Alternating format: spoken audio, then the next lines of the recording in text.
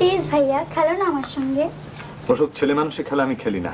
একসময় বাংলা নাটক মানেই ছিল পারিবারিক গল্প, মানবিক সম্পর্ক, সামাজিক টানাপোড়েন, এছাড়া সহজ প্রেম, গ্রামীণ আবহ, মধ্যবিত্ত জীবনের বাস্তবতা সহ কিছু সাহিত্যভিত্তিক নির্মাণই ছিল গভীর আবেগ, কিন্তু অশালীনতা নয়।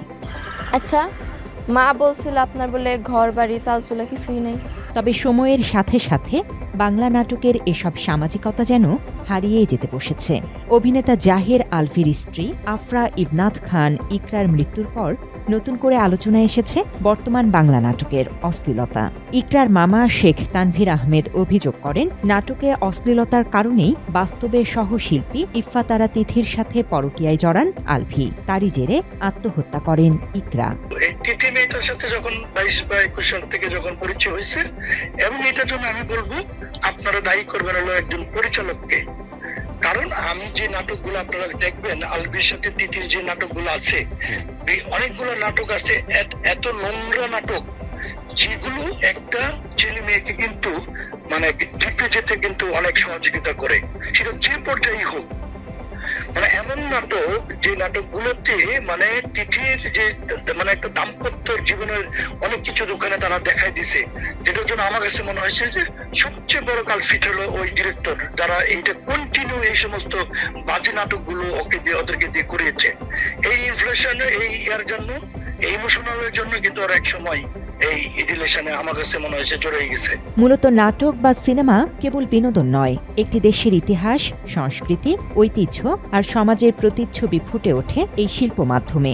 যেমন ভারত তাদের চলচ্চিত্রে পরিবার, উৎসব আর আঞ্চলিক ঐতিহ্যকে গুরুত্ব দেয়, একইভাবে তুরস্কের ধারাবাহিকগুলোতে ঐতিহাসিক গল্প ও ধর্মীয় আবহ শক্তভাবে উপস্থাপিত হয়। আবার দক্ষিণ কোরিয়া তাদের সংস্কৃতি, পারিবারিক মূল্যবোধ ও সামাজিক বাস্তবতাকে তুলে ধরেই বিশ্ববাজারে জায়গা করে নিয়েছে।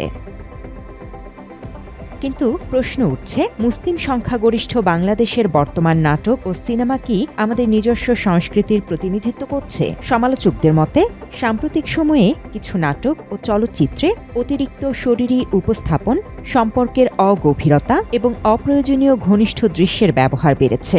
অনেকে এটিকে অপসংস্কৃতির প্রভাব হিসেবে দেখছেন।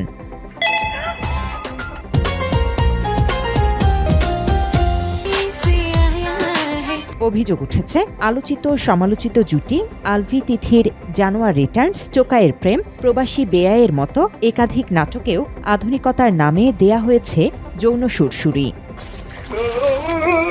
অনেক বড় মাছ পানিতে নাইমা গেছে যে আরাম লাগতেছে বিয়ান। লুইসা খালি মধু খাওয়ার ধান্দা, আমি যাবো না পারি। তাহলে আমার একটা চুমা দেওয়া যাও। এই হারামজাদা। তিথি ছাড়াও অন্য সহশিল্পীর সাথে অনেক নাটকেই অযৌক্তিকভাবে অন্তরঙ্গ দৃশ্যে জড়ানোর সমালোচনা রয়েছে আলভির বিরুদ্ধে।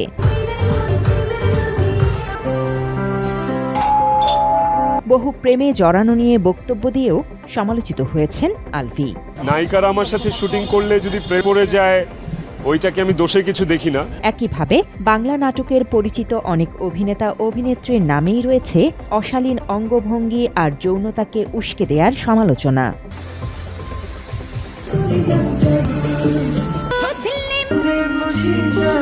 আরেকবার দাও ডিফোকাস। ও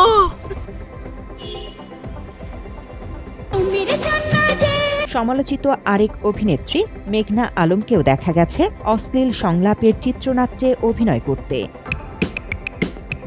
আমি মেয়ে মানুষ, কিছুতেই খুলে ঘুমাতে পারতাম না।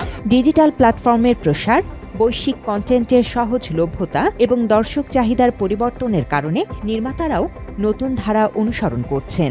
তবে এখানেই আসে ভারসাম্যের প্রশ্ন। সংশ্লিষ্ট বিশেষজ্ঞরা বলছেন, নির্মাতারা গল্প বলার সেই শক্তিকে হারিয়ে ফেলছেন। কোনো কিছুই আসলে শিল্পের জন্য সহায়ক না। যদি এটা ঘটনার স্বার্থে, গল্পের স্বার্থে কোনো কিছু আসে, সেটা অ্যাপ্রিশিয়েবল, ঠিক আছে। কিন্তু এখন যেটা হচ্ছে, এটা যদি সস্তার ভিউ কামানো, যতদিন আমাদের সস্তার ভিউ কামানো, ক্লিকবেইট মানসিকতা থেকে আমরা দূরে না যেতে পারবো, ততটা ঘটতে থাকবে। সমালোচকরা আরও বলছেন, ওটিটি প্ল্যাটফর্মের যুগে প্রতিযোগিতা বেড়েছে, আর সেই প্রতিযোগিতায় টিকে থাকতে অনেকেই সাহসী কন্টেন্ট তৈরি করতে যেয়ে অযৌক্তিক অশ্লীলতার দ্বারস্থ হচ্ছে। প্রথম আলোর আওতাধীন ওটিটি প্ল্যাটফর্ম চরকির বিরুদ্ধেও রয়েছে যৌন উস্কানির অভিযোগ।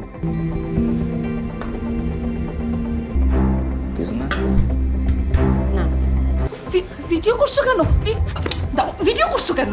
আমার ইচ্ছা। একই সাথে আরেক ওটিটি প্ল্যাটফর্ম বঙ্গর বিরুদ্ধেও রয়েছে স্বাধীন শিল্প চর্চার নামে অবাধ যৌনতা ছড়ানোর অভিযোগ।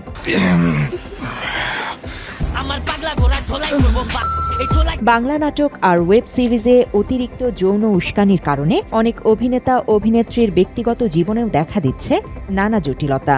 আলভির স্ত্রী ইকরার আত্মহত্যা তার এক দৃষ্টান্ত। এবার ইকরার মতোই অভিনেতা ও স্বামী আফজাল সজলের বিরুদ্ধে পরকীয়ার অভিযোগ তুলেছেন স্ত্রী জান্নাত তৃপ্তি। ওই স্টিল একটা মেয়ের সাথে লিভ ইন রিলেশনশিপে আছে। আমি এই 8.5 মাস পেটের বাচ্চাটাকে নিয়ে আমার প্যানিক অ্যাটাক। পাশাপাশি সম্প্রতি বিমানবন্দরে কয়েক বোতল মদ নিয়ে ধরা পড়ে আলোচনা আরও উস্কে দিয়েছেন ছোট পর্দার অভিনেত্রী মেহজাবিন চৌধুরী। নেটিজেনরা বলছেন অসুস্থ গল্পে অভিনয়ের কারণেই বাস্তব জীবনে উশৃঙ্খল হয়ে উঠছে এসব অভিনেত্রী। এই অবস্থায় বিশ্লেষকরা বলছেন ভিউ কামানোর আশায় অনেক নির্মাতাই গল্পের গুণগত মান বজায় না রেখে অশ্লীলতা টানছে। ভিউ কামানো তো একটা নির্দিষ্ট শ্রেণী, যারা এই যে ক্লিকবেট জেনারেশন, ক্লিকবেট একটা সোসাইটি, এটা তো পয়সা কামানোর জন্য মানে শিল্পের ত্রুটি চেপে ধরতে হলে তো আসলে যেটা করে না এই অর্থে। এখন শিল্প যদি শিল্পীর হাতে থাকে তাহলে সেটা কমিটমেন্টের জায়গায় থাকে। শিল্প যখন শিল্পীর বাইরে চলে যায় তখন সেটা ওই ভিউ কামানোর জায়গায় চলে গেলে তো কমিটমেন্টের কোনো মারাই থাকে না। সংশ্লিষ্ট কর্তৃপক্ষের হস্তক্ষেপে বাংলা নাটকে অশ্লীলতা রোধের আহ্বান এই নির্মাতার। সংশ্লিষ্ট একটা আছে তো এটা শুনে না, কর্তৃপক্ষ আছে, তারা যদি এটা নজরদারির মধ্যে রাখে এবং সুস্থ শিল্প যত বিকাশ ঘটবে তত অসুস্থ শিল্প পিছিয়ে যাবে। বিশেষজ্ঞরা আরও বলছেন আধুনিকতা মানেই অশালীনতা নয়।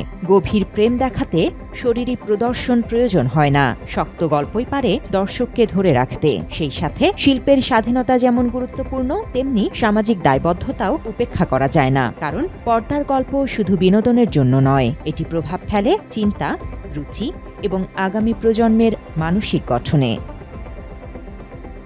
News desk, Bangla addition.